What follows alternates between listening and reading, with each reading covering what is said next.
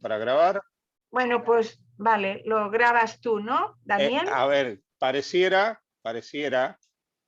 que lo voy a grabar, pero no lo tengo claro. Sí, pone que el anfitrión está grabando. Vale, ok. Mensaje, sí. Muy bien, ahí está entonces, ya está grabando. Vamos a ver después para qué sirve la grabación y cómo hago, pero bueno. Es que, claro, ustedes me pillan, yo soy de la época de la máquina de escribir y usaba tarjeta número 2 para escribir la cita bibliográfica. Esto me pilla muy... ¿ah? Bueno, muy bien, vamos a hablar un poquitito. Vamos a hablar en primer lugar un corto repaso acerca de la existencia de Dios para no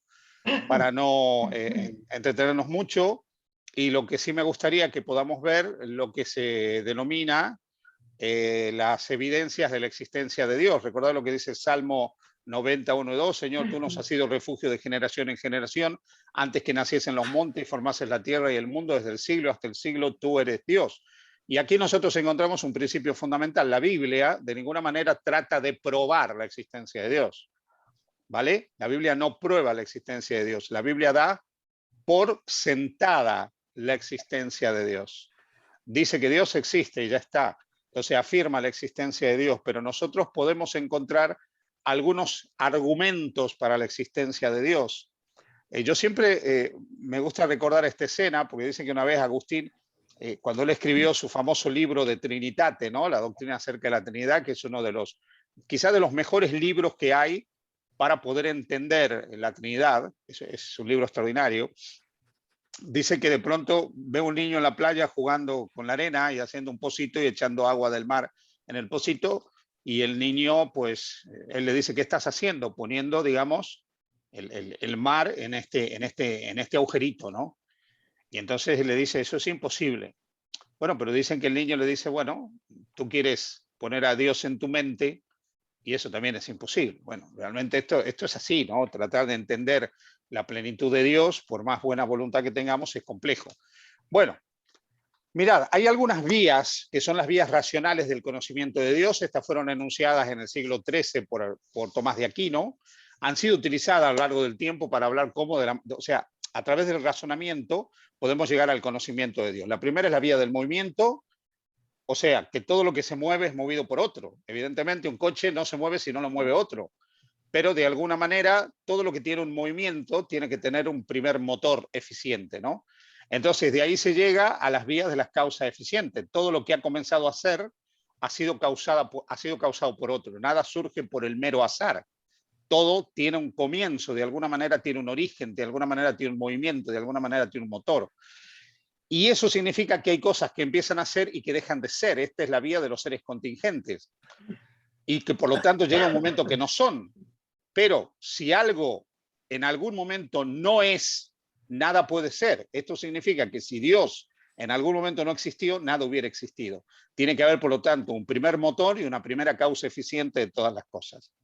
También él hablaba de la vía de los grados de perfección, diciendo que existen cosas o mejores, más buenas, verdaderas, otras menos, y hay algo que puede tener una perfección limitada. Debe existir algo que es lo que comunica todas las formas de perfección que nosotros conocemos, pero con una perfección que sea superior a cualquier forma de perfección que nosotros conozcamos. Y luego, la última vía que él mencionaba era la vía del orden cósmico, la vía del orden, o sea, que en el cosmos tiene que existir una forma de inteligencia que ponga orden en todo el cosmos que nosotros conocemos. Esto nos lleva a un argumento científico sobre el origen del universo, que es la teoría del Big Bang, que es muy interesante. La teoría del Big Bang, a nosotros los creacionistas nos viene muy bien, porque esto reconoce que el universo que nos rodea a nosotros en algún momento no estaba, y en algún momento vino a aparecer. La teoría del Big Bang dice que hubo una suerte, lo estoy simplificando, ¿no? Una suerte de gran explosión cósmica en algún momento que dio origen a todas las galaxias y todos los sistemas que existen en el universo. Pero hubo un comienzo. O sea, evidentemente la teoría del Big Bang reconoce un comienzo. Y esto nos lleva a dos argumentos también de la existencia de Dios, que es el argumento teleológico, que tiene que ver con la complejidad que existe en el universo y que debido a esa complejidad debe haber un diseñador. Y luego el argumento cosmológico, que tiene que ver con la teoría del Big Bang, que tiene que haber una primera causa o motor de todo lo que existe. Y esto es lo que nosotros identificamos como Dios normalmente, ¿sí? La primera causa o motor de todo lo que existe. En cuanto al argumento teleológico, esto es lo que se conoce como el argumento del diseño inteligente. Y la mayoría de los científicos creacionistas, se enmarcan en esto del diseño inteligente, porque el grado de complejidad que hay en el mundo que nos rodea a nosotros, especialmente en el mundo vegetal, en el mundo animal, es tan profundo, tan grande, en el cosmos mismo, el orden que hay, que no puede explicarse sin un diseñador inteligente. Entonces el argumento teleológico es el que tiene que ver con el diseño inteligente. Luego viene el argumento del consenso universal. Este es un argumento antropológico que se basa en que no existe, y sinceramente no existe, esto es muy interesante, ninguna civilización que no haya tenido una idea de Dios, que no haya creído en alguna forma de deidad o de divinidad. Y esto sería una evidencia de que hubo una idea primigenia, universal de Dios, que de alguna manera se mantuvo en el inconsciente colectivo de la humanidad a lo largo de los milenios y a lo largo de los siglos. Otro argumento que se utilizó mucho en la Edad Media, puede ser discutido, es el argumento moral. Este argumento sostiene que debe haber una moralidad objetiva, o sea, que no sea subjetiva, algo que esté fuera del hombre y que sirva para todos los hombres. Porque si cada ser humano tuviera un concepto de la moral, el mundo sería un auténtico caos, que es más o menos lo que pasa ahora, ¿no? Entonces, el argumento moral dice que tiene que haber una moral objetiva, una existencia objetiva de la cual dependa la moral. Y esa existencia objetiva del cual depende la moral universal sería Dios. El otro argumento que fue enunciado primero por un teólogo judío y luego por uno cristiano, Avicena y San Anselmo de Canterbury, dice que el mero hecho de la idea de Dios ya corroboraría su existencia. ¿Por qué? Porque todos, incluso aquellos que niegan la existencia de Dios, ya están teniendo la noción de Dios y no se puede negar lo que no existe. Si algo no existiera, directamente no se puede hablar de lo que no existe. Y entonces la mera idea de la existencia de Dios sería el gran argumento de que Dios existe, decía Anselmo de Canterbury. Pero por otra parte, él decía que tiene que haber algo que sea lo más perfecto que hay en el universo. Porque si no hubiera algo perfectísimo, habría una contradicción también entre las cosas perfectas. O sea, algo tiene que marcar la perfección en todas sus formas. Y desde el punto de vista de él, esto es lo que todos nosotros llamamos Dios, ¿sí? Luego tenemos el argumento de la semejanza con lo divino, y es que en el ser humano, a pesar de su caída, se ven rasgos que muestran que él, a diferencia de otros seres de la creación, tendría una conciencia moral, tendría una conciencia ética y tendría una noción espiritual, tendría una dimensión espiritual. Y esto, indudablemente, a diferencia del reino vegetal y del reino animal, estaría mostrando que alguien le tiene que haber implantado esa conciencia moral y esa conciencia espiritual al ser humano. Eso es lo que todos llamamos Dios.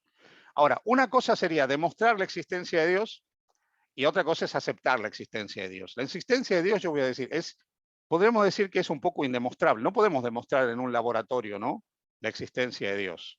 Pero nosotros sí podemos aceptar la existencia de Dios, reconocer que hay algunos elementos que nos permiten aceptar la existencia de Dios, que hay muchas cosas a través de las cuales Dios se ha revelado para que podamos creer en Él, y de esa manera nosotros podemos aumentar nuestra fe en Dios.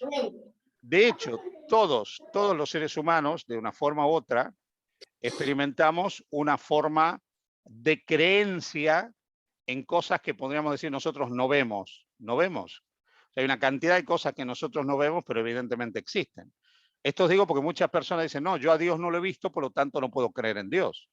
Pues mira, hay una cantidad de cosas que no hemos visto y creemos. Yo nunca he visto la energía eléctrica, nunca he visto los rayos cósmicos, nunca he visto un montón de cosas, pero sé que eso están, ¿no? Porque se pueden, de alguna manera, físicamente ver que eso existe. Aunque no vemos, hay cosas que evidentemente existen y nos están diciendo, bueno, que aunque nuestros ojos no lo vean, podemos ver los efectos de eso, ¿no? Un ejemplo muy simple es el viento. Juan 3 dice, el viento viene, no sabemos de dónde viene, de dónde va. Es algo que no lo podemos coger al viento, no lo podemos tocar, pero aunque nosotros no veamos el viento como tal, sí vemos los efectos, sí vemos las consecuencias del viento. Esto pasa también con el tiempo. Nosotros el tiempo no lo podemos ver. El tiempo es algo totalmente inmaterial. Nosotros no podemos ver el tiempo, nosotros no podemos tocar el tiempo, coger el tiempo, hablar con el tiempo.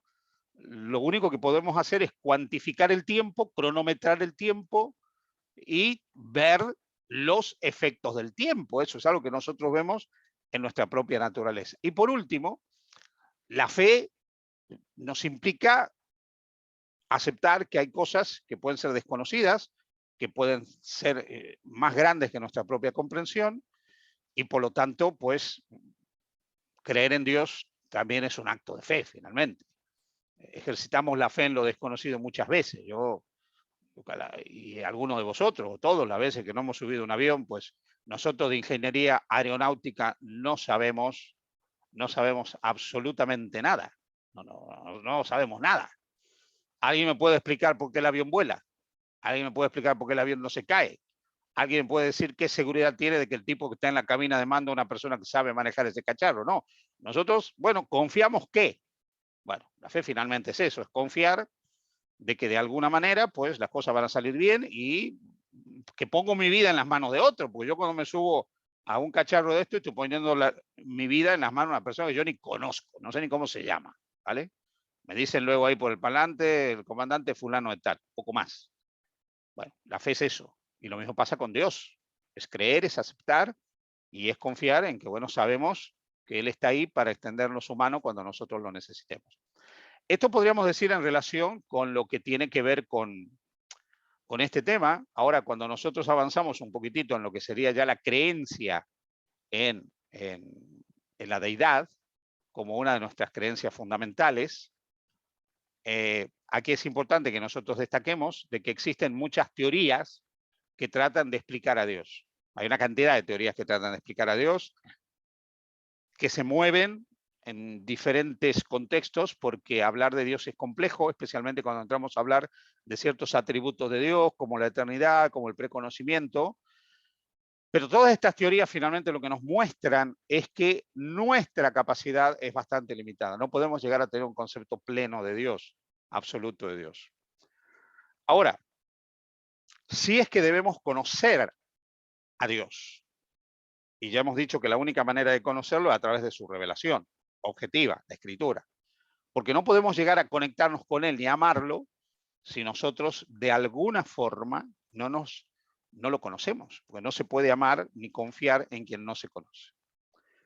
De hecho, una de nuestras creencias fundamentales en Dios, que está enmarcada en esta creencia fundamental, es que el conocimiento de Dios es la clave para la vida eterna.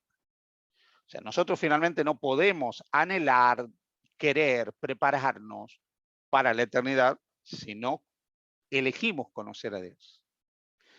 Y otro detalle interesante es que sobre toda revelación, mira lo que digo, sobre toda revelación, Dios ha querido que el Verbo encarnado, Jesús, sea el camino para que nosotros tengamos un conocimiento pleno de Dios.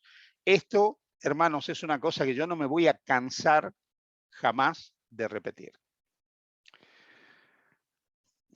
Y lo voy a decir con toda claridad. Mirad, Abraham no me permite conocer a Dios plenamente.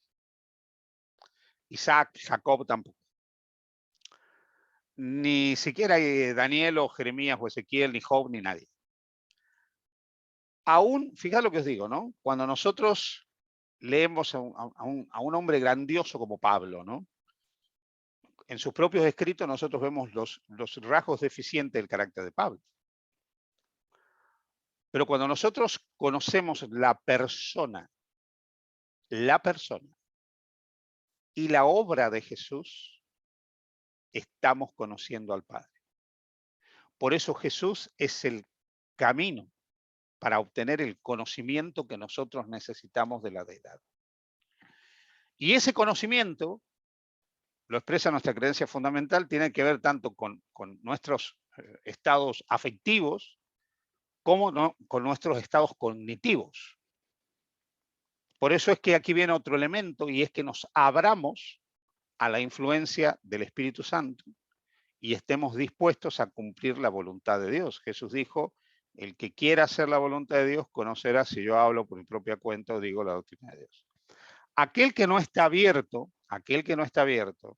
a Dios, no puede comprender a Dios. Y eso es la cosa que le pasa al que no quiere conocer a Dios, al que es incrédulo y se quiere cerrar en su incredulidad, pues vivirá y morirá en la incredulidad, lamentablemente. A menos que quiera abrir la puerta a la posibilidad del conocimiento de Dios. Entonces sí se da el conocimiento de Dios. Pero mientras la puerta esté cerrada, es imposible conocer a Dios. Dos grandes fuentes nos permiten llegar a ese conocimiento de Dios. Una es el libro de la naturaleza, que tiene un problema, está muy marcada por el pecado, pero aunque las rosas tengan espinas, pues podemos conocer las rosas. Entonces la naturaleza, por más que está marcada, nos puede permitir conocer a Dios. Pero hay algo mucho más objetivo, y es la escritura. La escritura sí que nos permite a nosotros tener un conocimiento objetivo de Dios, porque esta revelación es más objetiva que la naturaleza que está marcada, que está dañada lamentablemente por el pecado. En la creación, como venimos diciendo, y este es el argumento teleológico o del diseño inteligente, en la creación encontramos evidencias indiscutibles de la existencia de Dios. Porque todos los seres humanos, ¿sí? Todos los seres humanos, a través de su propia naturaleza, como dice Romanos 19.1 o Salmos 19.1, a través de su propia naturaleza, pueden llegar si quieren al conocimiento de Dios y a través de la experiencia. Y esta intuición de que Dios existe se encuentra aún entre los que no tienen acceso a la Biblia. Por eso es que os decía que está el argumento antropológico o del consenso universal. Existe una conciencia universal de Dios, que ha existido siempre. No es un invento en algún momento de la historia de la humanidad, ¿sí? Es cierto que nuestro amigo Sigmund Freud, cuando él habla del tótem, ¿no? El concepto del tótem, dice que el ser humano inventa a Dios para sentirse seguro, para estar seguro de algo, ¿no? En un mundo lleno de inseguridad. Pero lo que sí es cierto es que nosotros universalmente vemos que Dios siempre ha sido creído, por así decirlo. Este es el consenso universal. Y como yo decía, la Biblia no procura probar que Dios existe. Lo da por sentado. Por eso dice, en el principio creó Dios los cielos y la tierra, Génesis 1.1. No te explica que Dios existe. Dice, Dios existe y como Él existe, hizo esto, hizo aquello. Y presenta a Dios como creador, como alguien que sostiene el mundo, lo sustenta, y el que legisla sobre su creación. A lo largo de la Escritura, que vuelvo a decir, ese es el medio objetivo para poder conocer a Dios en mayor profundidad, Dios se nos revela, por ejemplo, a través de sus nombres, de sus actividades, de los atributos asociados que presentan los autores bíblicos. Entonces, tanto los nombres de Dios como las actividades nos ayudan a conocer a Dios. Fijaros qué interesante, por ejemplo, cuando nosotros hablamos de los nombres de Dios. No estoy leyendo todos los textos que están ahí porque no terminaríamos nunca, ¿no? Pero, por ejemplo, en Génesis 1:1 y Éxodo 22, nosotros encontramos que se llama El y Elohim, que significa Dios. Y este término, El o Elohim, revela el poder divino de Dios, porque se lo reconoce como el que es todopoderoso. Eso significa El o Elohim. Elión, que significa el Altísimo, o El Elión, Dios Altísimo, Génesis 14, 18 al 20, Isaías 14, 14, habla de la posición exaltada de Dios por encima de todo en la creación.